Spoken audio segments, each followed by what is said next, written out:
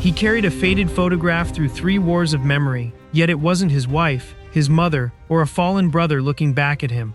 Every time someone asked who she was, he answered with the same quiet smile, then changed the subject before another question could be asked.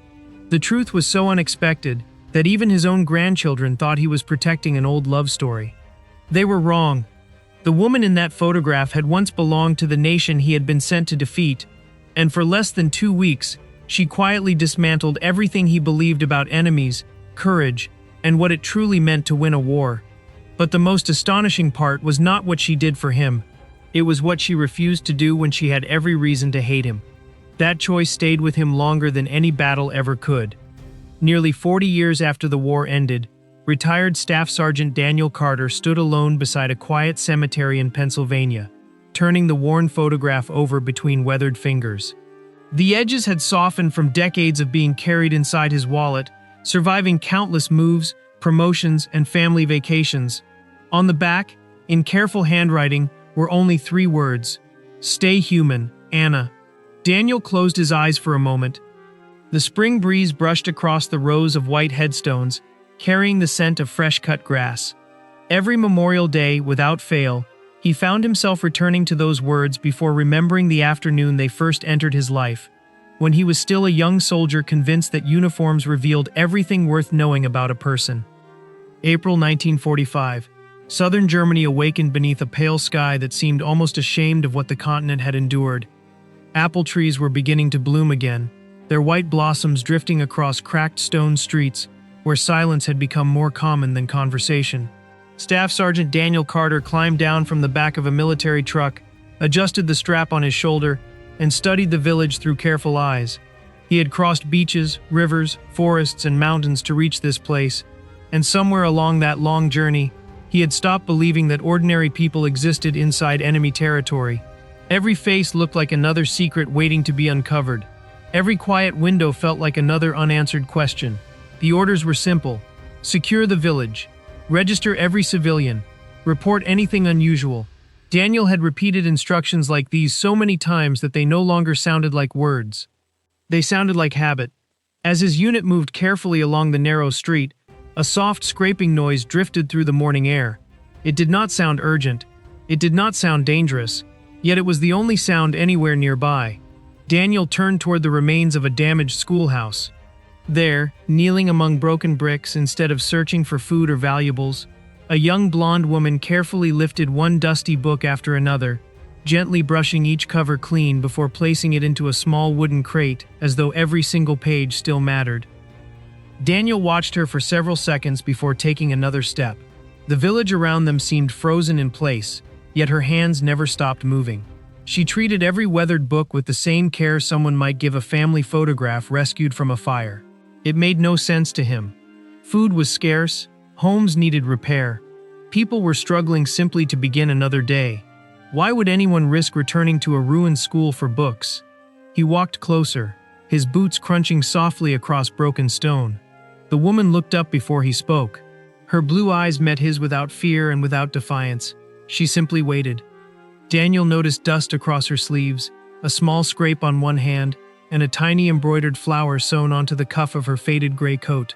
Nothing about her suggested danger, yet experience had taught him that appearances could be deceiving. He pointed toward the crate and asked slowly, "What are you doing here?" She understood enough English to answer. "Saving tomorrow," she replied. The words caught him off guard. He glanced into the crate. Inside were spelling books, history readers, notebooks, and a worn copy of English grammar.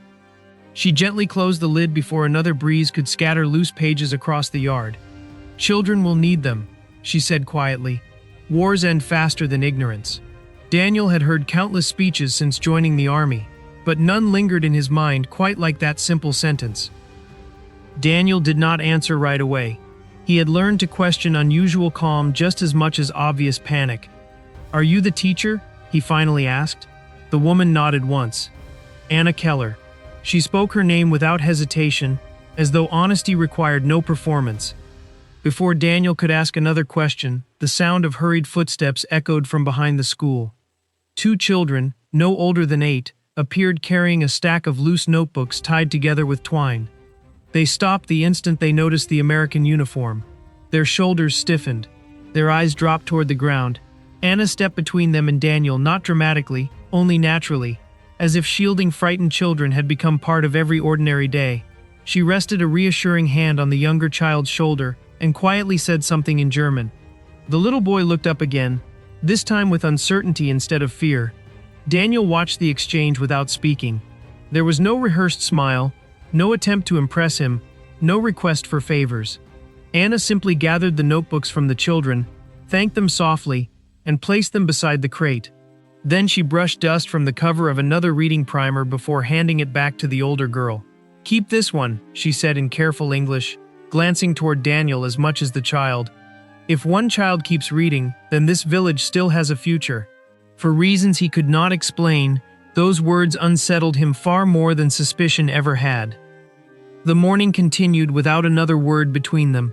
Daniel helped his squad finish registering homes along the village square, yet his attention kept drifting back toward the old schoolhouse.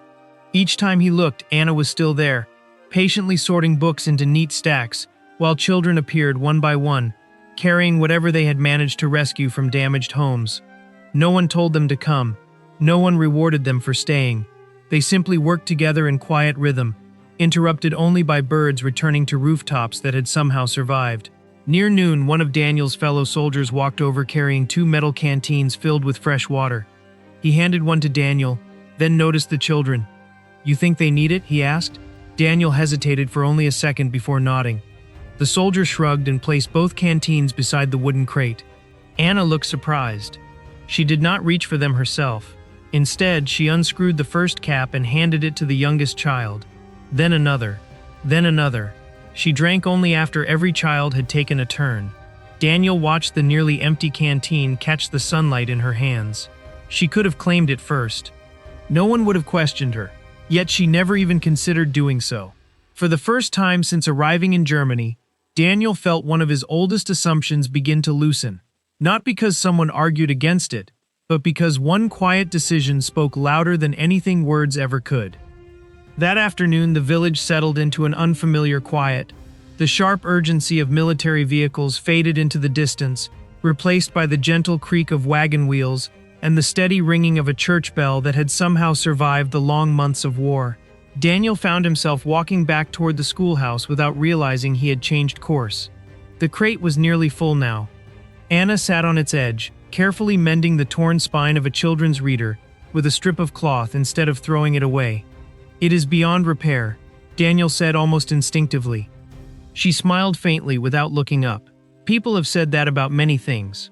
Her fingers continued working with patient precision until the cover held together again. She handed the book to a little girl waiting nearby. The child hugged it against her chest, as though it were something priceless.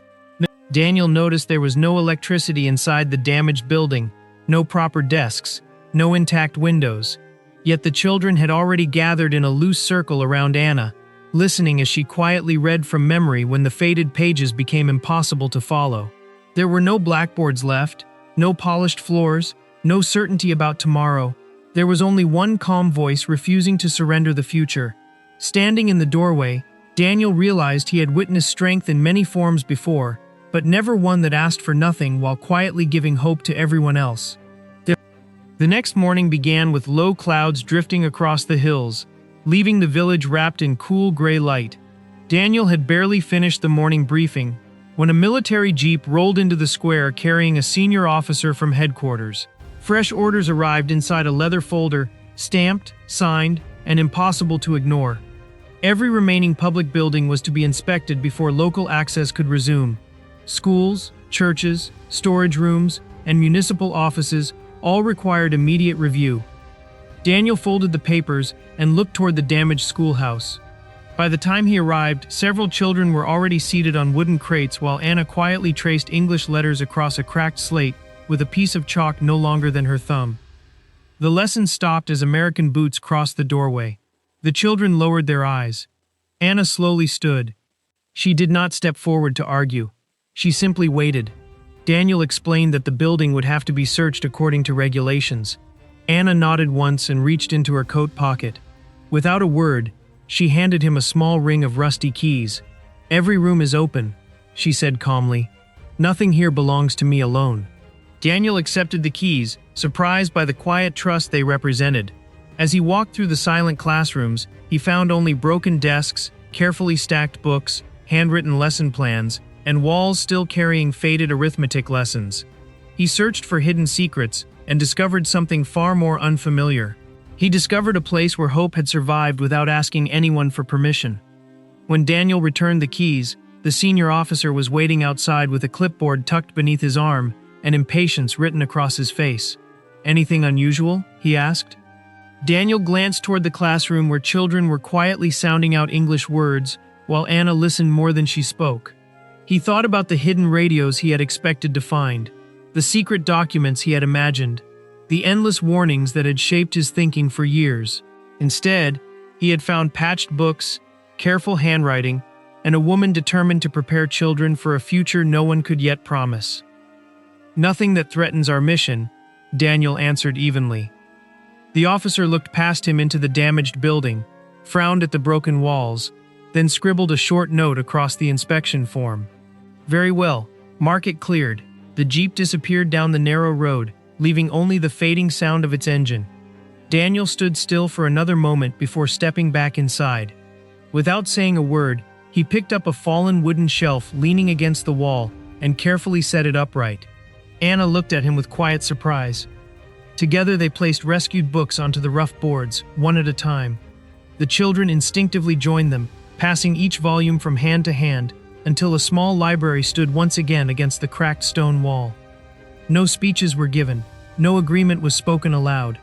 Yet in that silent chain of hands, Daniel understood that rebuilding trust often began long before anyone dared to speak about peace. 2 weeks later, Daniel's unit received orders to move east before sunrise. The trucks were already lined up along the village road, while morning mist drifted through the orchards like a thin white curtain. Soldiers loaded supplies and practiced silence, each man focused on the miles still waiting ahead. Before climbing aboard, Daniel found himself walking one last time toward the schoolhouse. The broken windows were still there, but children's voices floated into the cool air, steady and confident. Anna stood beside the doorway as though she had known he would come. She held out a small photograph the children had taken before the war, showing the school surrounded by blooming trees and bright summer light. On the back, she had written only 3 simple words in careful English: "Stay human." "Anna." Daniel accepted it without knowing what to say. He reached into his pocket and offered his army pencil, its paint worn smooth from months of use. "For the next lessons," he said quietly. Anna smiled, not because the gift was valuable, but because it had been freely given. They shook hands once. Nothing more. No promises, no dramatic farewell. The truck disappeared beyond the hills, and life carried them in different directions. Yet decades later, standing among white headstones beneath another peaceful American sky, Daniel still carried that same photograph inside his wallet. Wars had changed the course of his life, but one quiet teacher had changed the measure of the man who lived it. From that day forward, whenever people asked him what courage looked like, he never described a battlefield. He remembered a woman who chose hope when no one was watching.